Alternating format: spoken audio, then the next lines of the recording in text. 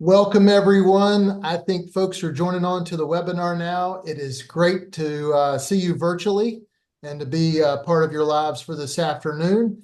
And we are excited to have this mid-year market update webinar to share with you.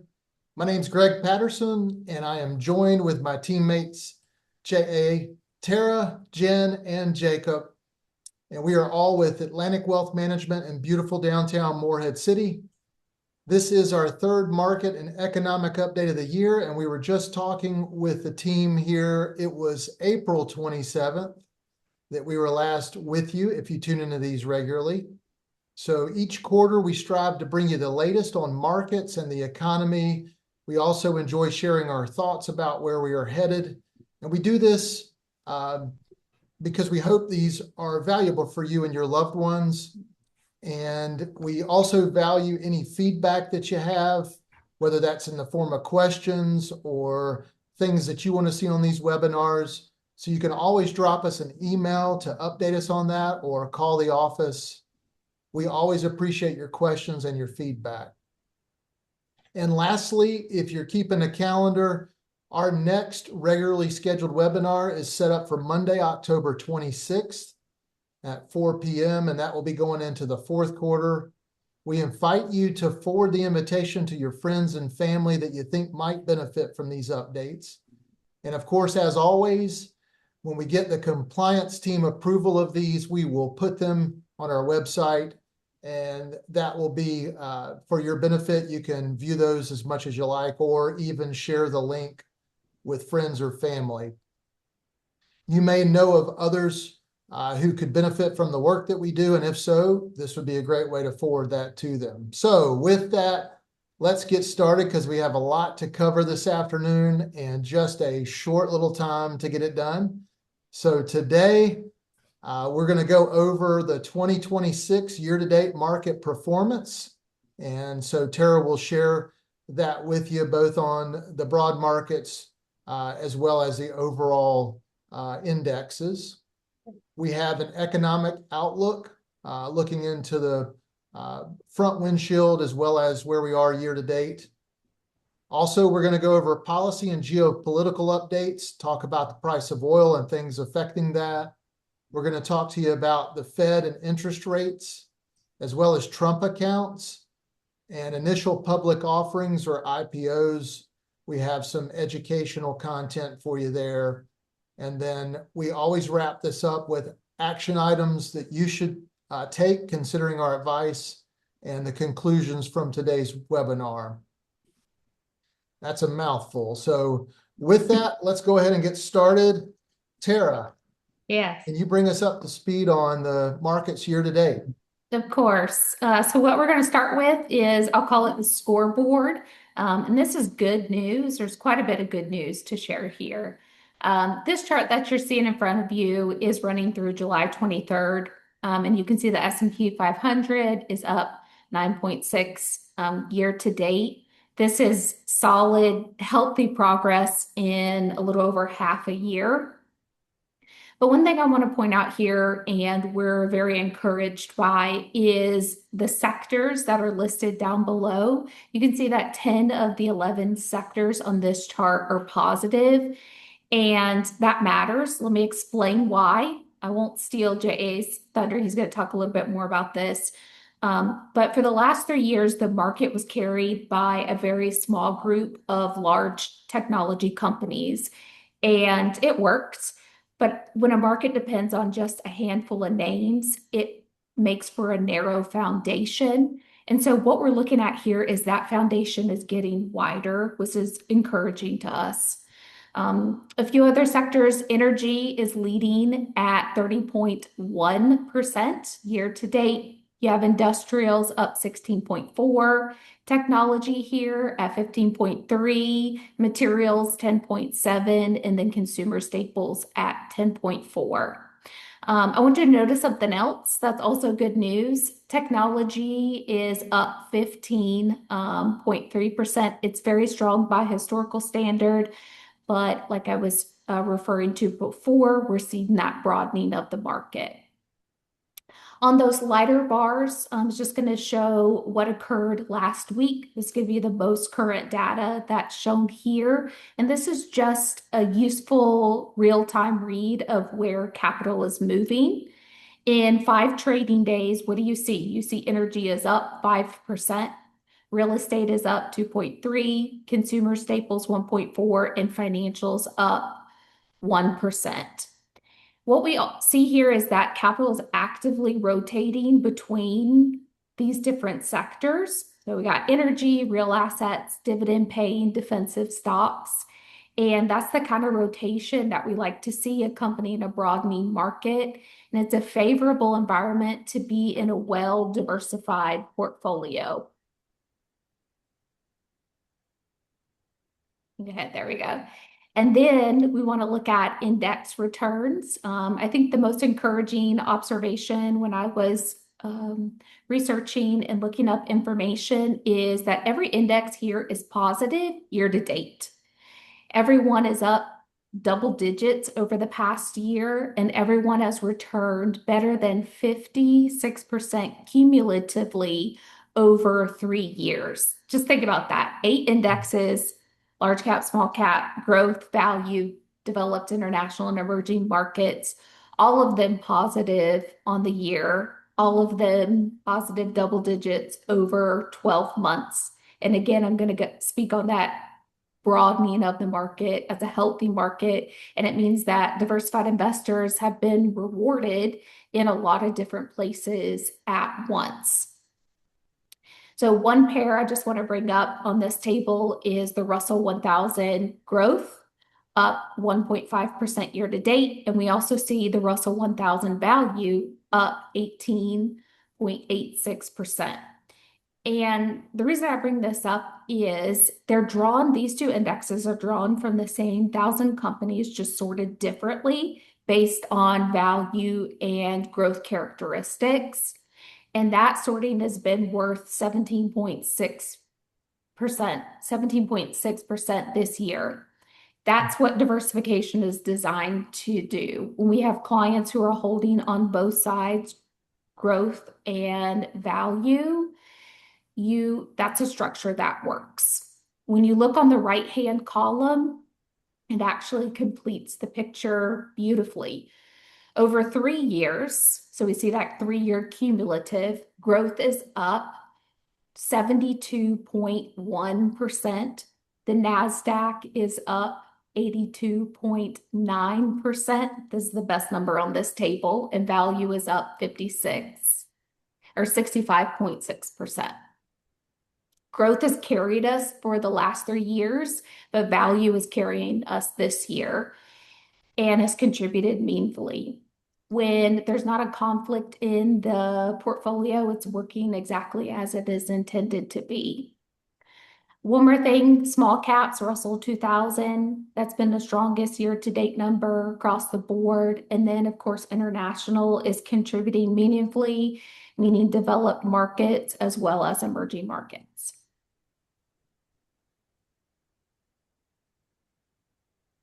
All right, so keeping on here. So this on this particular slide, we're going to drill down into one of the indexes Tara was just showing. So this one is the S&P 500 index.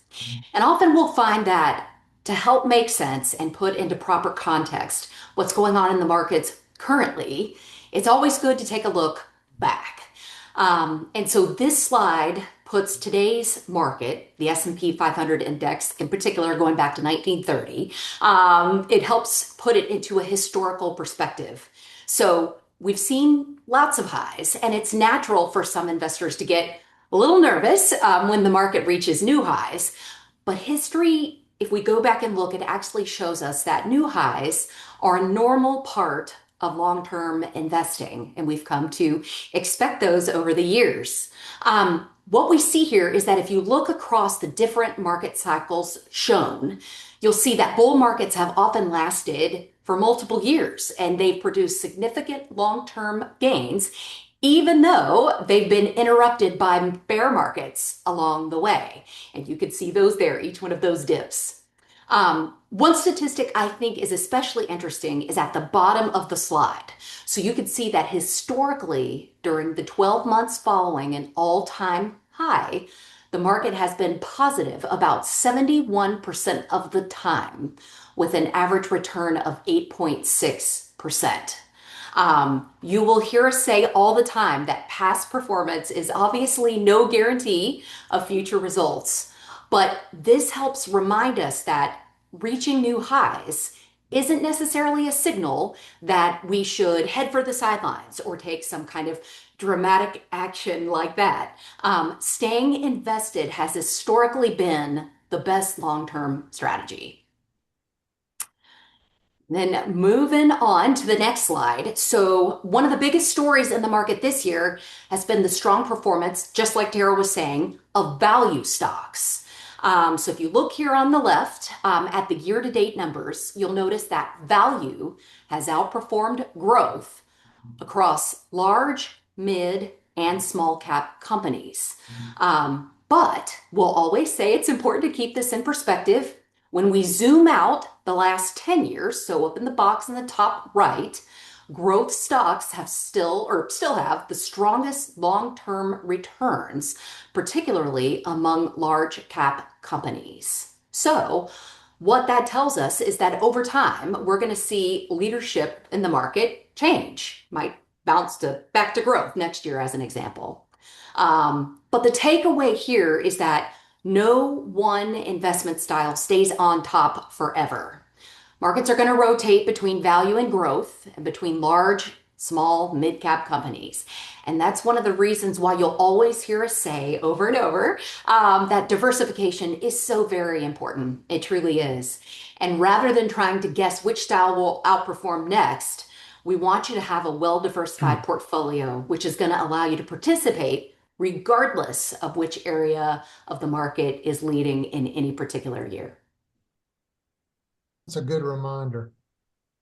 It is. Now let's take a look at the fixed income market. One thing that immediately stands out is that yields remain attractive across nearly every segment of the bond market.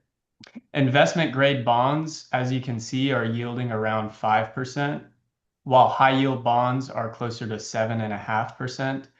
Those are income levels we simply haven't seen consistently in several years. And if you look across the performance columns, you'll notice returns have been somewhat mixed recently. Most sectors have posted slightly negative returns quarter to date, while year-to-date performance is relatively flat. That's not unusual. Bond prices move as investors adjust their expectations for inflation, economic growth, and future Federal Reserve policy. It's also worth remembering that 2022 was the last negative year for bonds as inflation surged and the Federal Reserve raised interest rates aggressively. Since then, higher yields have helped restore the income potential and return profile of fixed income. And the important point is that short-term price fluctuations don't change the income these bonds are paying.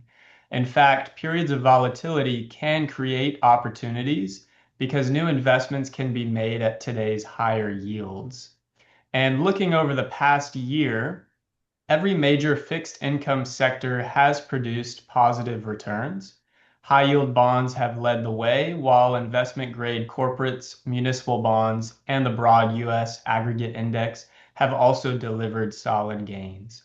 For long-term investors, the key takeaway here isn't about chasing whichever bond category performed the best.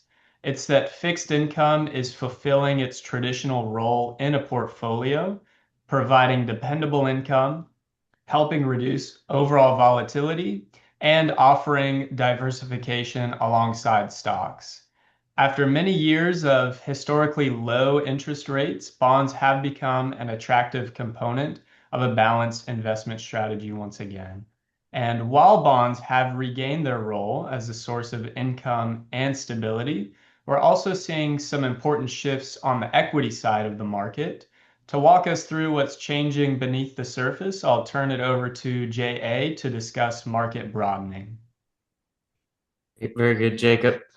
I would just add to that on the bond side of things. One of the things that makes bonds more attractive today is just that we are in a more normalized rate environment.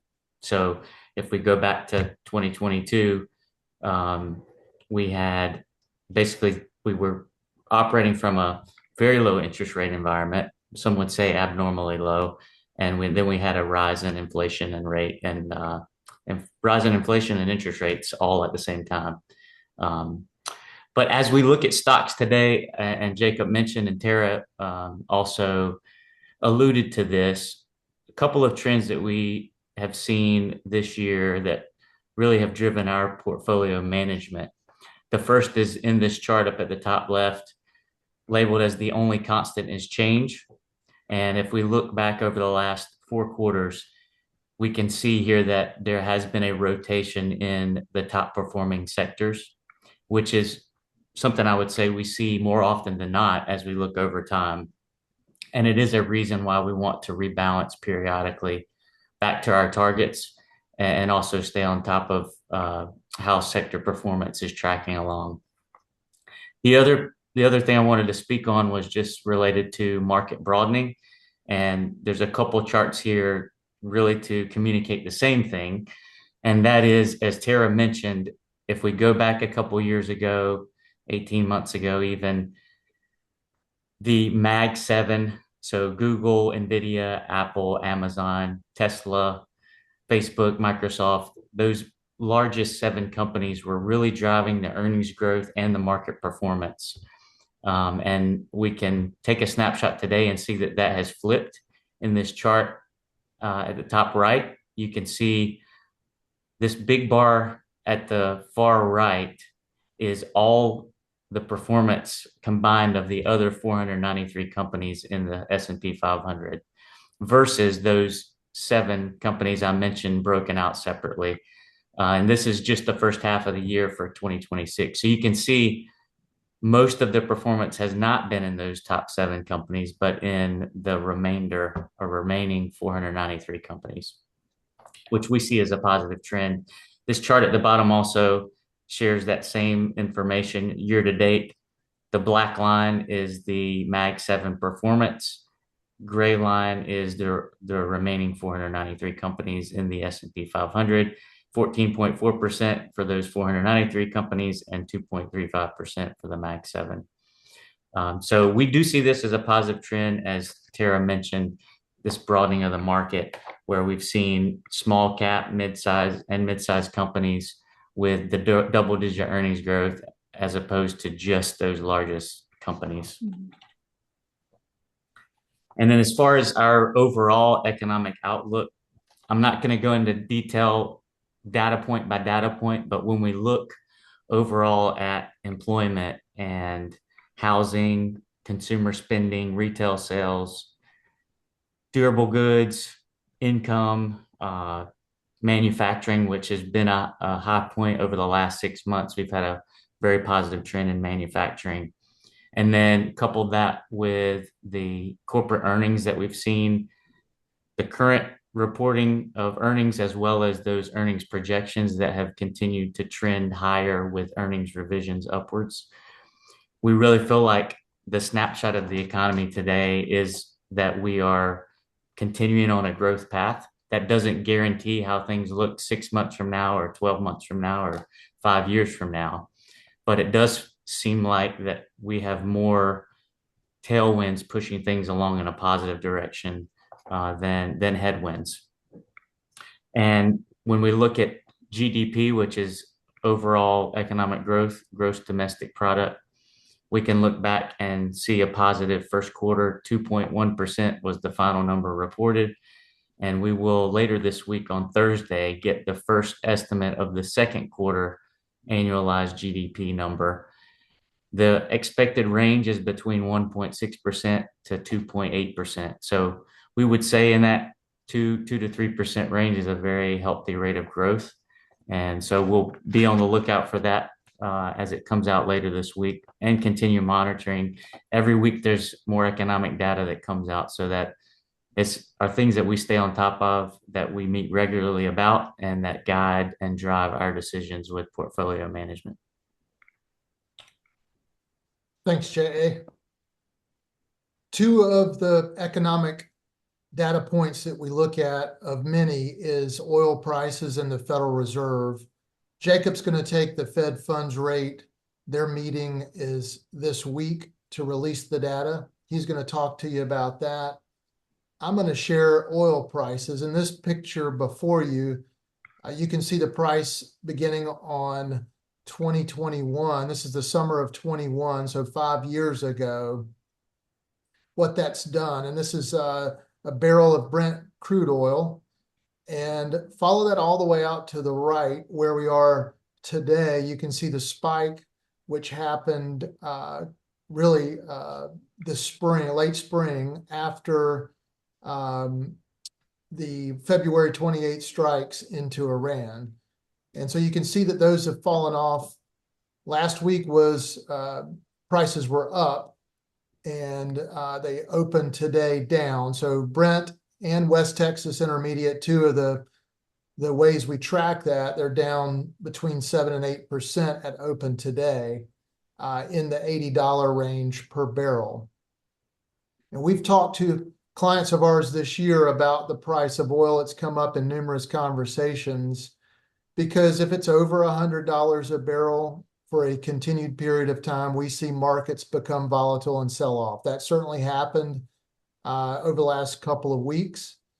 And if it drops below $100 a barrel, you can see markets rise and the volatility does somewhat abate.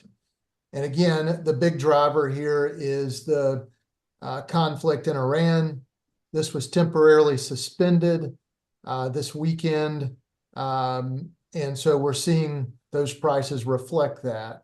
I don't think this is a known entity. As we talked earlier this afternoon as a team, trying to guess what's going to happen here is really difficult, only to say that oil prices, we believe, are one of those key indicators of market volatility. So we're paying real close attention to this. Last time we talked through it in April, you might remember we talked through that the lion's share of spare capacity is located in the Persian Gulf. And so while it's probably 1/5 of the total need coming out of that area, this Middle East region, we've had to answer a lot of questions with clients when they say, well, why does that matter for the price of gas here in the US? And it is a global market. It trades in US dollars. And so while the US is energy independent, it is a global market. So we're paying close attention to that. Jacob, you want to talk to us about the Fed funds rate and what that looks like? Yes, I'd be happy to. So the chart you're looking at here illustrates just how dramatically interest rates have changed over the past several years. Following the pandemic, the Federal Reserve kept short-term interest rates near zero to support the economy. As inflation accelerated, however, the Fed responded with one of the fastest and most aggressive rate hiking cycles in modern history, eventually raising the funds rate to approximately 5.5%, which is that top flat line you see there. The higher rates helped slow economic activity and have contributed to bringing inflation much closer to the Federal Reserve's long-term objective.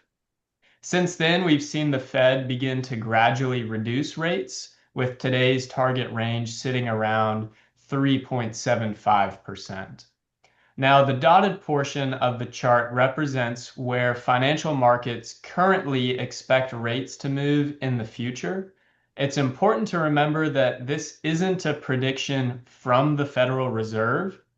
It's simply the market's best estimate based on the information available today.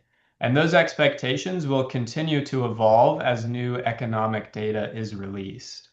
What stands out is that markets are no longer expecting the dramatic swings we've been experiencing over the last few years. Instead, investors anticipate a relatively stable interest rate environment. That's encouraging for both the economy and for investors. A more predictable rate environment helps businesses make investment decisions. It gives consumers greater confidence when borrowing, and it creates a healthier backdrop for financial markets. For bond investors, today's higher yields continue to provide attractive income opportunities, while greater stability in interest rates can reduce some of the price volatility we've experienced during the Fed's tightening cycle. The key message here is that while headlines will continue to focus on each Federal Reserve meeting, successful investing has never depended on accurately predicting the Fed's next move. Instead, it comes from maintaining a diversified portfolio that's built to perform across a variety of market and economic conditions. So while Federal Reserve policy continues to shape the broader economic and market environment, it's also important to stay focused on opportunities that can benefit investors and families. So with that, I'll turn it over to Jen to discuss the new Trump accounts and what they could mean for long-term savings. Thanks, Jacob. So obviously we get lots of questions about the new Trump accounts. So we wanted to take a moment to discuss those. As you can see here on this slide, the Trump accounts are essentially designed to help families kind of kick off savings for a new little one, begin saving for their future. For eligible U.S. citizen children, and as it currently stands, born between 2025 and 2028, the federal government will provide a one-time $1,000 contribution to get the account started. So parents, family members, and even employers can make additional contributions to these accounts, subject to annual limits, of course. And right now, the annual limit is $5,000 per child. Any of the funds that go into these new Trump accounts are invested in low-cost index funds while the child is a minor. The funds will grow tax deferred, and generally, they can't be touched until the child is 18.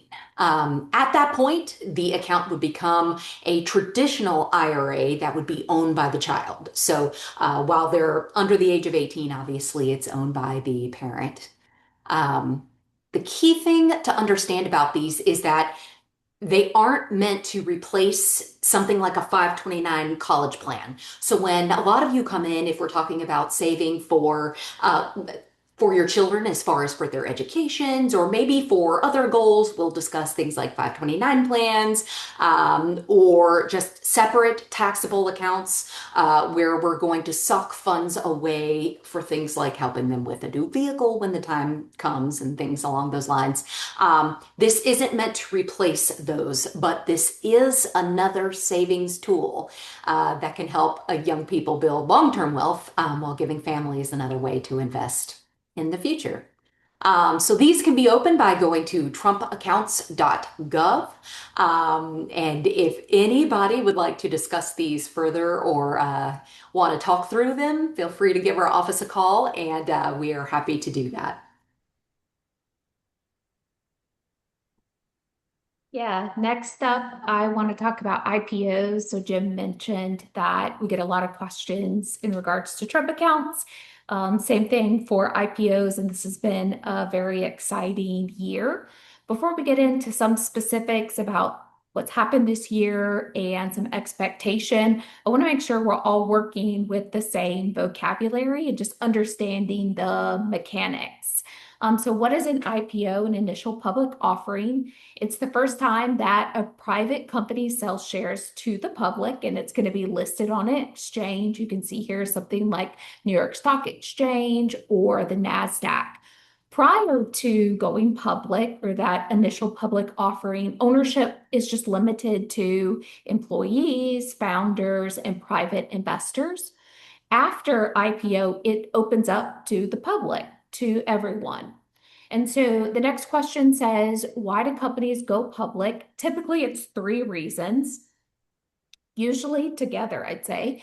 Number 1, to raise growth capital to create liquidity. So this is going to give those early investors, founders, employees, those private investors a way to realize back those years of work and contribution. And the third reason is just to raise the company's public profile. How is the price set? So not to go into too much detail, there is a course of action, but underwriters and companies usually meet with large investors, institutional investors, just to gauge demand. And then a price is typically set, and this is right before trading opens. Which leads us to the question of, can retail investors like us buy at an IPO price? We got this a lot at SpaceX when SpaceX was going public, and the answer is usually not. That offer price is allocated primarily to institutional investors. Most individual retail investors buy the stock once it goes open for public trading. Going back a little bit, what is that lockup period? Typically, it's a 90 to 180-day window after the IPO, and this is when insiders and early investors are restricted from selling, so they can't sell the shares that they own. However, when that IPO goes public, remember what I said before about one of the reasons being liquidity? When that lockup lifts, early shareholders, they can finally sell their shares. And knowing that date is really useful information. It's a calendar item because it creates a potential attractive entry point for those that have been patient and waiting to buy. Remembering that everything on this slide is a general education, not a specific recommendation on whether to buy, but it's just a good foundation for the conversation and transitioning to look at what's actually happened this year. So 2026 has delivered the strongest opening quarter for investors since 2021. A couple numbers to throw at you. Global IPO volume in the first quarter reached $45 billion. Percentage-wise, that's roughly up 40% year over year. And the encouraging part to me and to us as a team is this is not just one enormous deal. It's a combination: artificial intelligence, technology, aerospace, and defense. They've all contributed to this. When companies are able to raise capital raise growth capital, private investors, they're able to realize returns. And then public investors, we get access to businesses that we were not previously able to access, that we call potentially out of reach. This is a really positive economic cycle. Now let's talk names. So the headline event this year was SpaceX. Priced initially $135, and shares began trading on the NASDAQ. They came out right at $150 a share. We'll have to tell the story about JA at some point if you guys are interested. But he nailed it. He guessed it right down to the dollar. SpaceX's SPCX, that's the ticker symbol. That was on June 12th. Largest IPO in history. However, something that we need to talk about is today's price, SPX. Last time I looked, it was trading around $109. So it came out very hot, went up above 200, now trading at around $109. So a couple things we look at. First is entry point. Since the offer price generally goes to institutions, there's a decision that we as individual investors need to think about as what do we want to buy in the public market at what price? And that's a decision if you're thinking about purchasing right at IPO or after IPO that we want to have a discussion. We want to look at the lockup calendar and knowing when shareholders are going to become free to sell their shares. That's helpful in, we don't want to say timing, but letting you know a potential entry point rather than just buying based off enthusiasm or just that initial drive. Third, we look at IPOs and we want to give them time to develop. Newly public companies, they're building their reporting history. Analysts are looking at this. They're reviewing the first several quarters, and patience here is usually recorded. We don't want to be in a rush. And then lastly, what is the size that you want to potentially purchase in an individual company? This is something I'll definitely underline. If there's something that you're excited about, it's not a question of, whether you can own it. What we want to look at is how much and how it's going to fit into your portfolio and whether it belongs in your portfolio. So we want to look at growth allocation and not just having an exciting individual name in your portfolio just to have a place. It needs to make sense. This is a conversation, again, we encourage you to bring it to us. IPOs can be real opportunities. The goal is just seeing how it fits into your plan. So how I would like to summarize it is getting excited about a company and building it into your portfolio aren't necessarily opposing ideas. It's the same idea, but we want to do it well. And our job is to help you act on that enthusiasm in a way that you're still going to feel good about the decision in 3, 5, 10 years from now. A few other things to highlight: in June, Anthropic and OpenAI, they confidentially filed. These are two of the most closely watched private companies in the world right now. Anthropic is reporting a targeting date as soon as October. OpenAI has been a little bit more private with this information, but they're looking at potentially fourth quarter, although the timing on these has not been confirmed. Thanks, Tara. Of course. That's always good information. I think the way that we've talked about it as a team before is this a speculative investment, or is it something that you're thinking like an owner and making an investment based on earnings, Right. dividends, long-term Potential. projections, those types of things. So these are things we talk over with our clients and help them make those decisions.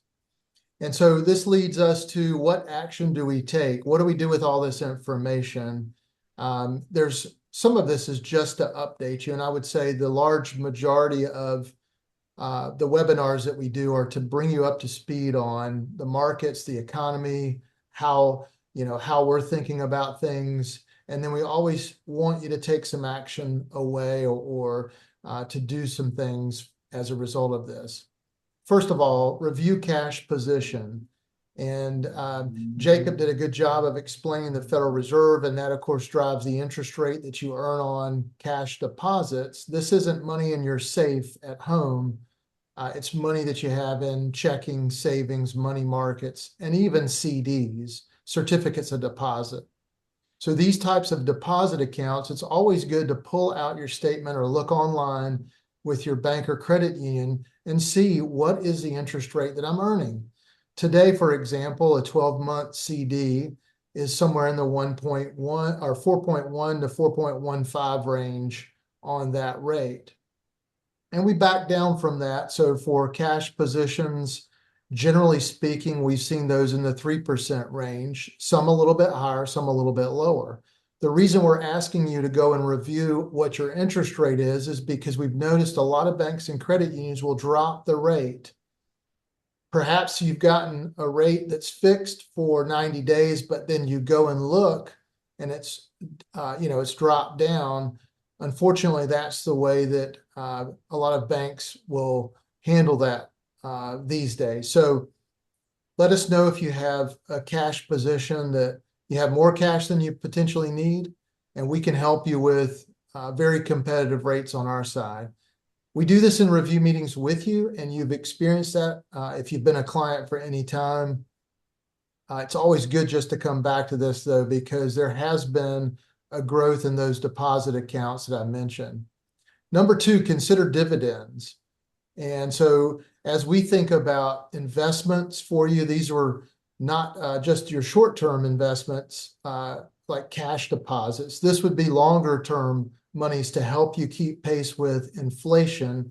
Dividends tend to do that. And we're looking at investments that increase their dividends over time to stay ahead of inflation and taxes. It's very important to do that. In fact, we would tell you the one sleeping giant that most people are not thinking about daily is the cost of living going up over time. And this is critical. We've seen it within the last 10 years more than ever, certainly with even in the last 5 years.